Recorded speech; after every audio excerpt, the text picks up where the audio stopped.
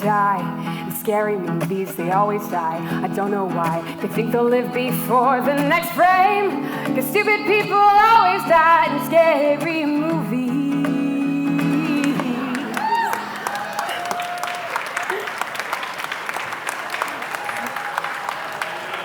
That's the chorus of a song I wrote. It's silly, it's random, and I'm proud of it. But it wasn't always like this. I've been a musician since I was 14. My mother introduced me to the baritone ukulele, and I remember the moment of singing on stage for the very first time. Since then, I've gotten to play at places close to my heart, like Dayton's 2nd Street Market, and even on the Phrase Pavilion stage. I loved being recognized as a singer, and I couldn't help but want that second word to my title, songwriter. But it was easy to play covers of Adele at an open mic night. It was comfortable. It kept me in a cage I didn't know I was in. Eventually, songwriting became my biggest fear. When you see a friend do something truly amazing, don't you think that person is just a prodigy? I did. And although I desired to see others as inspirations, they became threats. And instead of celebrating the accomplishments of my friends and family, envy and resentment took its place. It took me a long time to realize that someone else's success is not my failure. Last year, I was offered a record deal with a local label. My producer and I sat down, and he said the most terrifying sentence. I want you to write a song every day for 90 days. My brain exploded. I had barely written anything. It took me back to my 8th grade grammar class with Mrs. Mack. I sat down at my desk, opened my book, and the pencil in my hand began to shake. We were given one direction for completing the sentences on page 93. Be creative. But being creative meant making mistakes. And making mistakes was the sign of a failure. So why try at all? In my academics, in my leadership roles, and in almost every part of my life, I strive for excellence. But whenever I was unsure, or the end result wasn't just in my line of sight, my feeling of safety was challenged.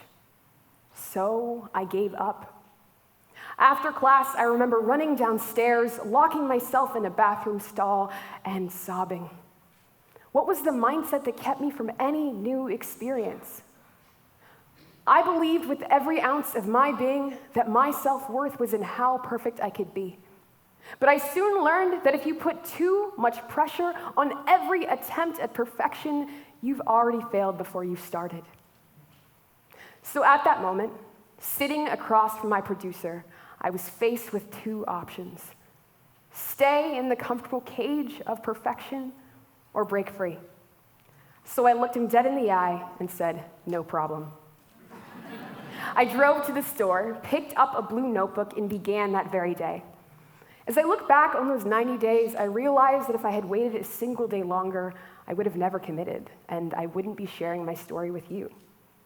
The first page read June 13th, 2018, with a list of objectives. I wanted to be held accountable, so I made it a priority to post a snippet of each song on my Instagram story every day. The first day was one of the hardest. Not only was I unsure of myself, but I was broadcasting it on social media for all to see. Most days, inspiration and that ambiguous muse people talk about wasn't there at all. Like, for example, on day 44.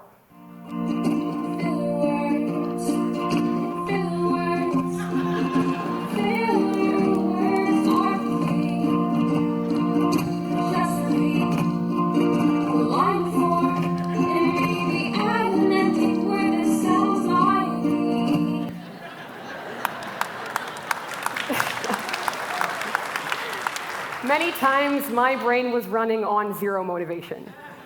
Within those 90 days, I became a college freshie, moved out of the house, and began pursuing nursing. In other words, life didn't stop for me. I found myself writing on the back of napkins, scribbling lyrics in my parents' attic, or singing as quietly as I could in a hotel bathroom at midnight. Sometimes I didn't have my ukulele with me, and I scrambled to make my music come to life. I improvised, either by writing a cappella or hitting my fist against my dorm room desk just to keep a beat. There were days when I nearly forgot about this challenge. I'd be in my pajamas with my head against my pillow when, after a moment of realization, I forced myself to get up. There was a goal to achieve, and one that had nothing to do with how polished I could be. When I was crunched for time, I set a time limit and told myself that whatever came out was going to be the song of the day. Like, for example, on day 54, where I only had 2 hours to complete it, and that song happens to be one of my favorites. I won't be the princess to your story, not at all, to sit up on your mantle with no worries. I know you know me, we're not some secret keepers, but none of us are royalty. Thank you.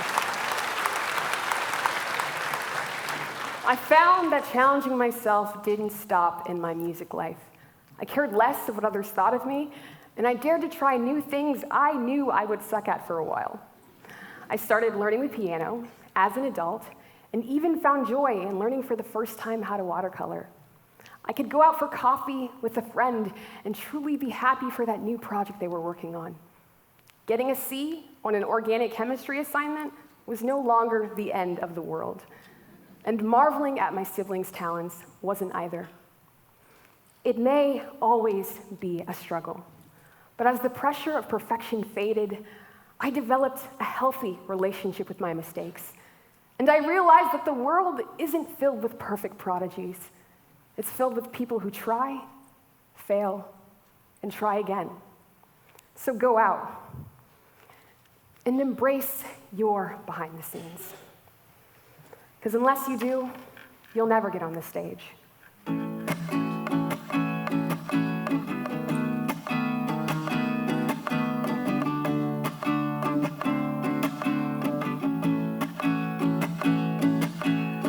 I didn't ask for violence from a man in a snappy sweat shoes. No, I didn't keep you guessing when you knew my love wasn't for you. And I won't go dancing to prove I'm your everlasting honeybee. 'Cause I'm a gal minding my own business, and the likes of you don't need to come and talk to me. I'm a gal minding my own business, and the likes of you don't need to come and talk to me. My friends say I'm picky and maybe a prude, 'cause I'd rather sip my peach tea alone than lying curled up next to you, you see. 'Cause I'm a gal minding my own business, and the likes of you don't need to come and talk to me. 'Cause I'm a gal minding my own business, and the likes of you don't need to come and